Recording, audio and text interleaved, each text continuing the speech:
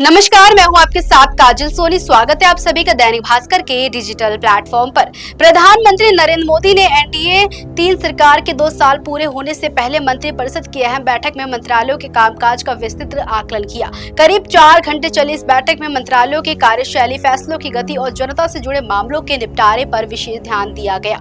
राजनीतिक विश्लेषक इसे सिर्फ समीक्षा बैठक नहीं बल्कि संभावित मिड टर्म परफॉर्मेंस टेस्ट मार रहे हैं।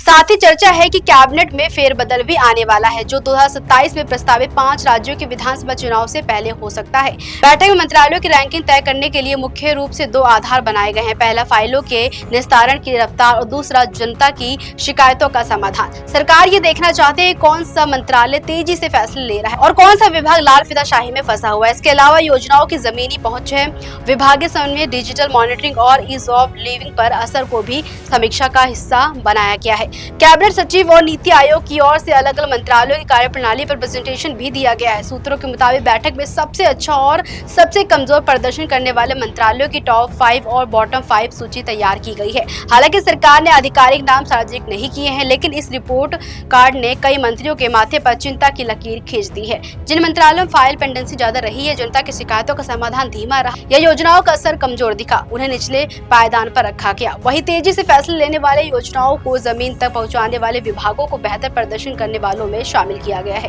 प्रधानमंत्री नरेंद्र मोदी ने बैठक में स्पष्ट संदेश दिया है कि सरकार का काम सिर्फ योजनाएं घोषित करना नहीं बल्कि उन्हें समय पर लागू करना है। मंत्रियों को स्पीड और डिलीवरी दोनों पर ध्यान देने के लिए कहा गया। कमजोर प्रदर्शन वाले विभागों को संकेत दिया गया है कि लंबित फाइलों को तुरंत निपटाया जाए और जनता की शिकायतों को प्राथमिकता के आधार पर हल किया जाए। पीएम ने कहा है कि मंत्रालयों में अनावश्यक देरी और प्रशासनिक ढिलाई स्वीकार नहीं की जाएगी। बैठक का केंद्रीय विषय यही रहा है कि हर फैसला आम लोगों की जिंदगी आसान बनाने वाला होना चाहिए।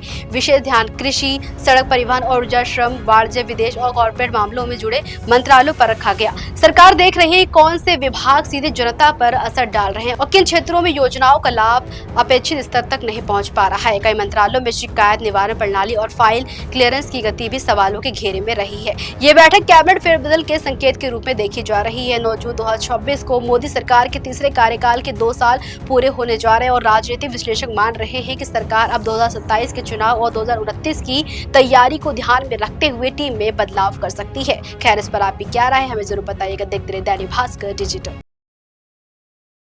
राजनीति हो या क्रिकेट, देश विदेश की ब्रेकिंग हो या आपके मोहल्ले की बड़ी खबर, सब मिलेगा एक ही ऐप में, सबसे तेज और भरोसेमंद। अभी डाउनलोड करें दैनिक भास्कर डिजिटल।